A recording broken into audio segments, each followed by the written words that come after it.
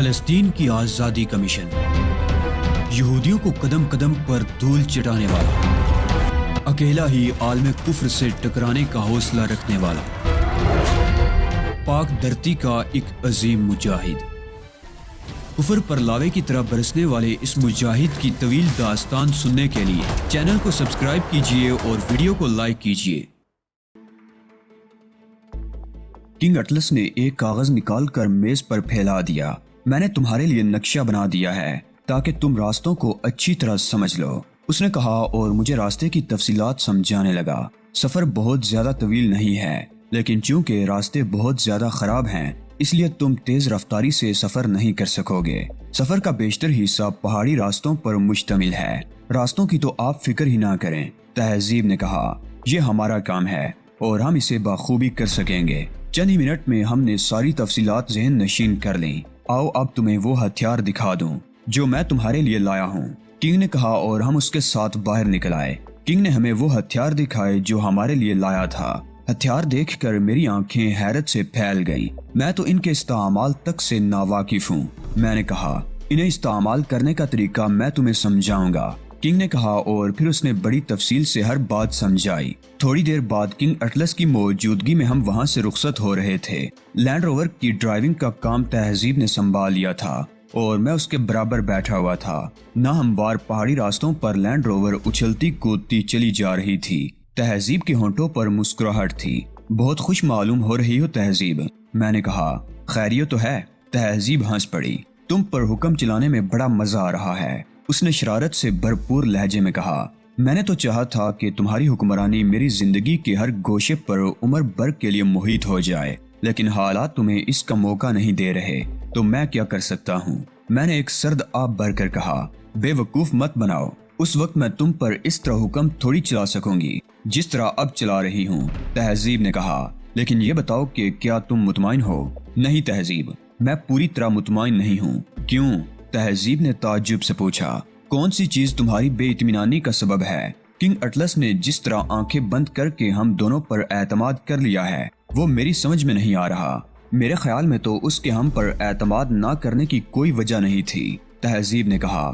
یہ تو ہے، جن حالات کے تحت اس نے ہم پر اعتماد کیا ہے وہ ایسے نہیں ہیں کہ اس پر شبہ کیا جا سکے، مگر میں پھر بھی مطمئن نہیں ہوں۔ میں نہیں سمجھتی کہ کم از کم اس معاملے میں وہ ہمارے ساتھ کوئی فریب کر رہا ہے، اور فریب کرنے کی وجہ بھی کیا ہو سکتی ہے؟ زیادہ سے زیادہ وہ ہم پر بھی کسی ایسے ہی ایجنٹ ہونے کا شبہ کر سکتا ہے جو مسروقہ فارمولوں کے حصول کے لیے سرگرداں ہیں، لیکن جس حوالے سے ہم اس سے ملے ہیں، میرا مطلب ہے فیرکس کے حوالے سے، تو اس کے بعد ایسا کوئی امکان باقی نہیں رہ جاتا۔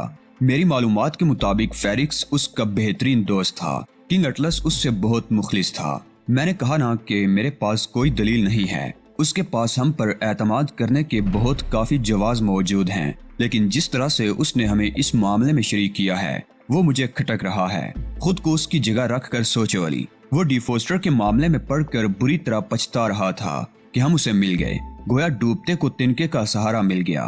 میں یہ کب کہہ رہا ہوں کہ میرا خدشہ درست ہی ثابت ہوگا؟ ممکن ہے یہ محض میرا وہم ہی ہو، مجھے تو یقین ہے کہ تمہیں وہم ہو گیا ہے، تہذیب نے کہا۔ بعض برے لوگ بھی خوبیوں کے مالک ہوتے ہیں، تمہاری اس آخری بات سے انکار کرنا ممکن نہیں ہے، میں نے ہنس کر کہا، اور پھر اچانک ہی چونک پڑا۔ میں نے کسی قسم کی آوازیں سنی تھی۔ میں نے پلٹ کر دیکھا اور میرے شبے کی تصدیق ہو گئی۔ دو مرسیڈیز گاڑیاں ہمارے تعاقب میں آ رہی تھی۔ وہ خاص قسم کی پہاڑی راستوں پر چلنے والی گاڑیاں تھیں۔ معلوم نہیں وہ کب اور کہاں سے ہمارے تعاقب میں تھی۔ دیکھ رہی ہو تہذیب؟ میں نے تہذیب کو ٹوکا دیا۔ ہمارے محافظ آ پہنچے ہیں، ممکن ہے ان گاڑیوں میں غیر متعلق لوگ سفر کر رہے ہوں، تہذیب نے عقب نما آئینے میں دیکھتے ہوئے کہا۔ سوال ہی پیدا نہیں ہوتا، میں یہ اتفاق تسلیم کرنے کے لیے ہرگز تیار نہیں ہوں۔ یہ بات ہے تو تم رائفل نکال لو، اسٹیئرنگ تو میں نے سنبھال ہی رکھا ہے۔ تہذیب نے لینڈ روور کی رفتار بڑھا دی اور اسی مناسبت سے لینڈ روور کو لگنے والے جھٹکوں میں اضافہ ہو گیا۔ ہماری گاڑی کی رفتار بڑھتے ہی پچھلی گاڑیوں کی رفتار بھی بڑھ گئی تھی۔ یہ اندازہ کرنا مشکل تھا کہ ان گاڑیوں میں کل کتنے افراد ہیں، اس لیے کہ لینڈ روور کو لگنے والے جھٹکے بے حد بڑھ چکے تھے اور میرے لیے اپنا توازن تک برقرار رکھنا مشکل ہو رہا تھا۔ ایسے میں ان گاڑیوں پر نگاہ جمانے کا کیا سوال تھا؟ میں اپنے ہاتھ میں رائفل سنبھالے اپنا توازن برقرار رکھنے کی کوشش میں مصروف تھا۔ پھر میں نے یکے بعد دیگرے دونوں گاڑیوں پر فائرنگ کرنا شروع کر دی۔ میں نشانہ لینے کی کوشش ضرور کر رہا تھا مگر ایسے میں نشانہ لینا ناممکن ہی تھا، لیکن اتفاق ایسا ہوا کہ میری چلائی ہوئی ایک گولی تعاقب میں آنے والی گاڑیوں میں سے ایک کے ونڈ سکرین سے ٹکرا ہی گئی۔ اس گاڑی کے ونڈ سکرین پر مکڑی کا جالا سا بن گیا۔ جن حالات سے ہم دوچار تھے اس میں اتنی کامیابی بھی بہت تھی۔ متاثرہ گاڑی رک گئی جبکہ دوسری گاڑی نے ہمارا تعاقب جاری رکھا تھا۔ میں سمجھ گیا کہ اس گاڑی کے ڈرائیور کو یقیناً کوئی نقصان پہنچا ہے ورنہ وہ بھی تعاقب جاری رکھتی۔ پھر اچانک ہی تعاقب میں آنے والی گاڑی سے برین گن سے فائرنگ شروع ہو گئی۔ کئی گولیاں لینڈ روور کی باڈی کے مختلف حصوں سے ٹکرائی تھی۔ یوں معلوم ہوا تھا جیسے لینڈ روور پر گولیوں کی بارش ہو گئی ہو۔ یہ ہماری خوش قسمتی ہی تھی کہ ہماری گاڑی کو ان گولیوں سے کوئی خاص نقصان نہیں پہنچا اور خود میں اور تہذیب بھی محفوظ رہے۔ تہذیب تو گویا عقب سے بالکل ہی بے خبر ہو گئی تھی۔ اس کی پوری توجہ ڈرائیونگ پر تھی۔ اس سے قبل کہ مرسیڈیز سے دوسری باڑ ماری جاتی، سامنے ایک ڈلوان آ گئی اور لینڈ روور ڈلوان میں اتر گئی۔ گولیاں ہمارے کافی اوپر سے گزر گئیں۔ یوں ہم پر کیا گیا دوسرا حملہ بھی ناکام ہو گیا۔ تیسری بار فائرنگ ہوئی تو چڑھائی شروع ہو گئی اور اس بار بھی لینڈ روور گولیوں کی زد میں آنے سے بچ گئی۔ پہاڑی راستے بے حد پیچیدہ تھے اور بلا شبہ تہذیب اس وقت بہترین ڈرائیونگ کا مظاہرہ کر رہی تھی۔ اگر اسے ذرا سی بھی چوک ہو جاتی تو کوئی بھی پہاڑی موڑ موت کا پیغمبر ثابت ہو سکتا تھا، لیکن وہ پہاڑی راستے تھے جہاں ماہر ترین ڈرائیور بھی غلطی کرنے پر مجبور ہو جاتے تھے اور پھر وہ راستے بھی ہمارے لیے اجنبی تھے۔ ایک خطرناک موڑ کاٹتے ہوئے سامنے چٹان آ گئی اور تیز رفتار لینڈ روور اس چٹان سے ٹکرا گئی۔ زبردست دھچکے نے مجھے اچھال کر اگلی سیٹ پر پھینک دیا۔ تہذیب اسٹیئرنگ کی وجہ سے بچ گئی تھی ورنہ اس کا حشر تو بہت ہی برا ہوتا۔ گاڑی سے کود جاؤ تہذیب، میں نے خود کو سنبھالتے ہوئے کہا۔ ایک لمحے میں مجھے اندازہ ہو گیا تھا کہ اب اس گاڑی سے نکل جانے میں ہی ہماری نجات ہے۔ میرے عقب میں تہذیب نے بھی گاڑی سے چھلانگ لگا دی۔ ہم کچھ دور تک لڑکنے کے بعد رک گئے۔ اس مقام پر ڈلوان خطرناک نہیں تھی۔ ہمارے پاس اتنی فرصت بھی نہیں تھی کہ اپنی چوٹوں کا ہی جائزہ لے سکتے۔ عقب میں آنے والی مرسیڈیز اب قریب آ چکی تھی۔ مجھے معلوم تھا کہ مرسیڈیز جس رفتار سے چل رہی ہے اس پر تصادم لازمی ہے۔ وہ موڑ ویسے بھی بہت خطرناک تھا اور اب تو وہاں لینڈ روور بھی راستہ روکے کھڑی تھی۔ چند لمحوں کے اندر اندر مرسیڈیز نمودار ہوئی اور پوری قوت سے لینڈ روور سے جا ٹکرائی۔ مرسیڈیز کے ڈرائیور نے آخری کوشش میں اس تصادم سے بچنے کے لیے اسٹیئرنگ کاٹنے کی کوشش کی تھی مگر یہ اس کی بدقسمتی تھی کہ اس کی یہ کوشش منفی نتائج سامنے لائی۔ شدید تصادم اور اسٹیئرنگ کاٹنے کے نتیجے میں مرسیڈیز گاڑی لینڈ روور سمیت دوسری جانب والی گہری کھائی میں جا گری۔ کچھ دیر بعد دھماکے سنائی دیے۔ میں دوڑتا ہوا کنارے تک پہنچا۔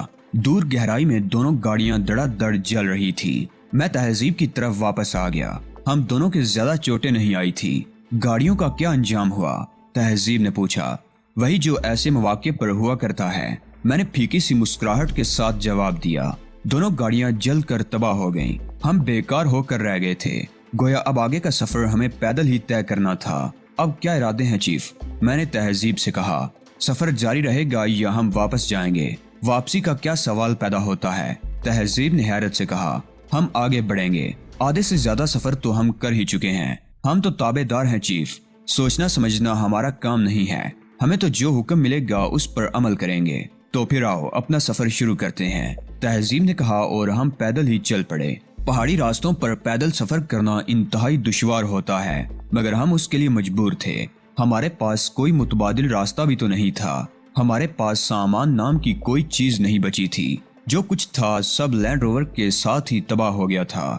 لے دے کہ ایک رائفل تھی جسے میں نے آخری وقت تک نہیں چھوڑا تھا۔ تہذیب بے تکان چل رہی تھی، حالانکہ بخوبی جانتی تھی کہ آگے مشکلات ہی مشکلات ہیں۔ اشیاء خورد و نوش کے بغیر یہ پیدل سفر کتنا خطرناک ہو سکتا تھا اس کا اندازہ مجھے بھی تھا اور تہذیب بھی اس بات سے بخوبی واقف تھی۔ یہ تو ہم پر بلائے ناگہانی نازل ہوئی ہے۔ پیدل چلنے کے دوران میں نے تہذیب سے کہا۔ کیا؟ تہذیب نے عالم بے خیالی میں پوچھا۔ یہی کہ ہماری گاڑی تباہ ہو گئی، اسلحہ گیا، دیگر سارا سامان گیا اور ہم پیدل چلنے پر مجبور ہیں۔ تہذیب ہنس پڑی۔ تم بہت چالاک ہو علی، گھما پھرا کر بات کر رہے ہو۔ صاف کیوں نہیں پوچھتے کہ کہیں میں تھک تو نہیں گئی ہوں؟ تہذیب نے اس وقت کمال کر دیا تھا، بہت تیزی سے بات کی تہ تک پہنچ گئی تھی۔ نہیں یہ بات نہیں ہے، میں تو برسبیل تذکرہ کہہ رہا تھا، ایسی کوئی بات نہیں ہے علی۔ تہذیب سنجیدگی سے بولی۔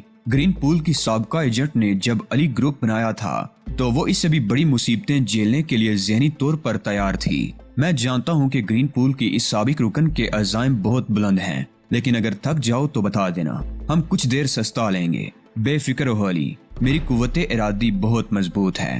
ہم خاموشی سے سفر طے کر رہے تھے کہ دفعتاً میری سماعت سے ایک آواز ٹکرائی۔ میں نے ادھر ادھر نگاہ دوڑائی اور پھر میرا دل دھک سے رہ گیا۔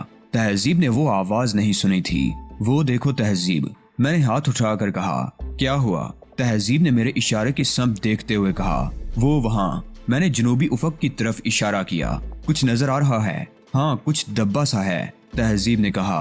او، وہ تو کوئی ہیلی کاپٹر ہے شاید۔ ہاں، وہ ہیلی کاپٹر ہے اور اس کا رخ ہماری ہی طرف ہے۔ تو کیا وہ ہماری تلاش میں؟ ہاں، بظاہر تو یہی معلوم ہوتا ہے کہ وہ ہماری ہی تلاش میں اس طرف آ رہا ہے۔ ارے تو تم سوچ کیا رہے ہو؟ تہذیب نے بے چینی سے کہا۔ جلدی سے چھپنے کی کوئی جگہ تلاش کرو، میں پہلے ہی نظریں دوڑا چکا ہوں۔ میں مایوسانہ لہجے میں بولا۔ یہاں ایسی کوئی جگہ نظر نہیں آ رہی، تو دوڑنا شروع کر دیتے ہیں، تہذیب نے کہا، اور ہم ایک دوسرے کا ہاتھ پکڑ کر برق رفتاری سے ڈھلان پر دوڑنے لگے۔ ہمارا اندازہ درست نکلا۔ ہیلی کاپٹر سیدھا اس جانب گیا تھا جہاں مرسیڈیز تباہ ہوئی تھی۔ اس جگہ کے اوپر ایک چکر لگانے کے بعد وہ ہماری طرف پلٹا۔ بلا شبہ ہمیں دیکھ لیا گیا تھا۔ ہیلی کاپٹر ذرا سا جھکا اور کسی محیب پرندے کی طرح ہمارے اوپر سے نکل گیا۔ ہمارے اوپر سے گزرتے ہوئے ہیلی کاپٹر سے فائرنگ بھی کی گئی تھی۔ گولیاں ہمارے ارد گرد سے گزر گئی تھی۔ رک جاؤ تہذیب، میں نے ہیلی کاپٹر کو فضا میں چکر کاٹتے دیکھ کر کہا۔ اب اس طرح دوڑنا خطرناک ہے، وہ ہم پر پھر فائرنگ کریں گے، لیکن ہم اپنا بچاؤ کیسے کریں گے؟ تہذیب کی آواز سے گھبراہٹ اُیاں تھی۔ آؤ اس چٹان سے چپک کر کھڑے ہو جاتے ہیں۔ میں نے ایک چٹان کی طرف اشارہ کیا جس میں ایک قدرتی چھجا سا نکلا ہوا تھا۔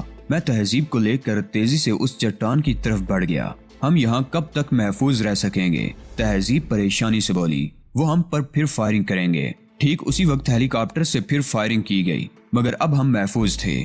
ہیلی کاپٹر آگے نکل گیا۔ یہ رائفل دیکھ رہی ہو؟ ابھی اس رائفل سے میں اس دھاتی پرندے کا شکار کروں گا۔ میں نے رائفل پر پیار سے ہاتھ پھیرتے ہوئے کہا۔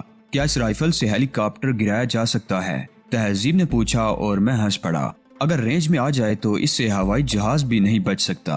ہیلی کاپٹر کی تو اوقات ہی کیا ہے۔ یہ ضروری تو نہیں ہے کہ ہیلی کاپٹر رینج میں آ ہی جائے، بس دعا کرو کہ ہیلی کاپٹر سے ہم پر حملے کی ایک اور کوشش کر لی جائے۔ اس رائفل کی رینج اتنی زیادہ ہے کہ ہمارے اوپر سے گزرتے ہوئے ہیلی کاپٹر خاک کتنی ہی بلندی پر کیوں نہ ہو، بچ کے نہیں نکل سکتا۔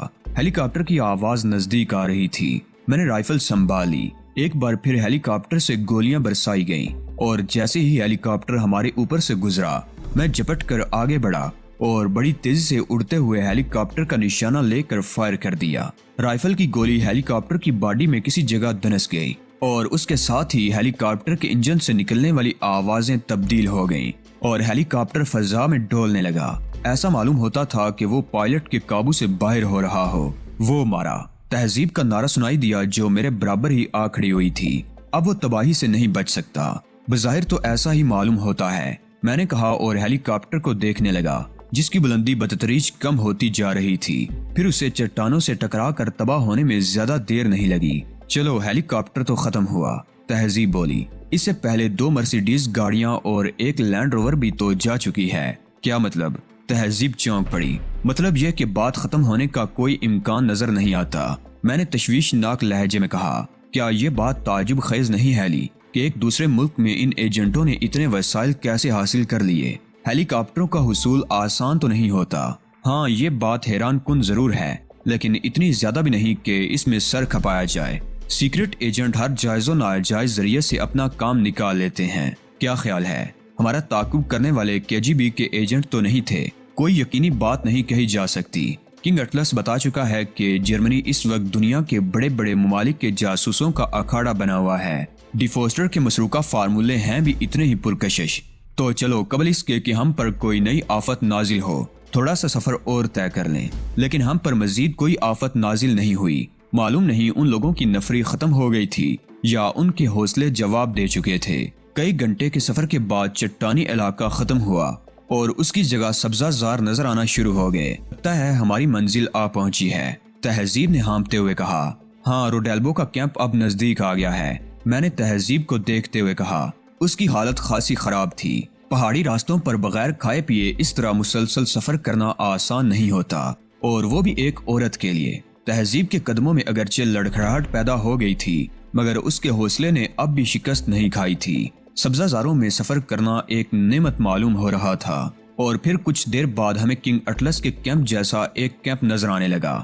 ہماری منزل آ گئی علی، تہذیب نے خوشی سے سرشار لہجے میں کہا۔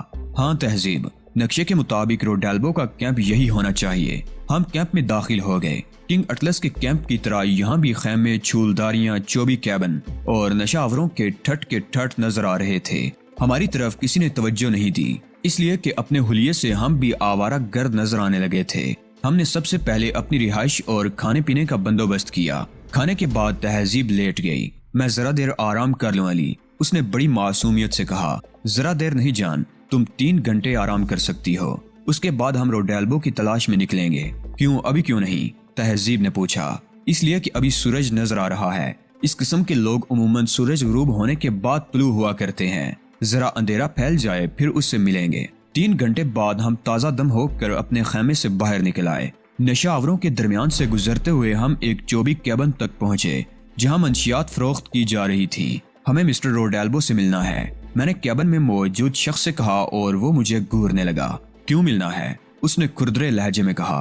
اگر تم اس کے پرائیویٹ سیکرٹری ہوتے تو شاید بتا دیتا، میں نے تلخی سے کہا۔ مجھے بتاؤ روڈیلبو سے کہاں ملاقات ہو سکے گی؟ روڈیلبو سے ہر کس و ناقص نہیں مل سکتا، وہ صرف ان لوگوں سے ملتا ہے جن سے واقف ہو۔ کیا یہ سب کچھ مجھے بتانا تمہارے فرائض میں شامل ہے؟ میں نے اکھڑ انداز میں کہا۔ نہیں، لیکن بکواس مت کرو، میں نے درست لہجے میں کہا۔ مجھے اس سے انتہائی ضروری کام ہے، اور میں اس سے تمہاری شکایت ضرور کروں گا۔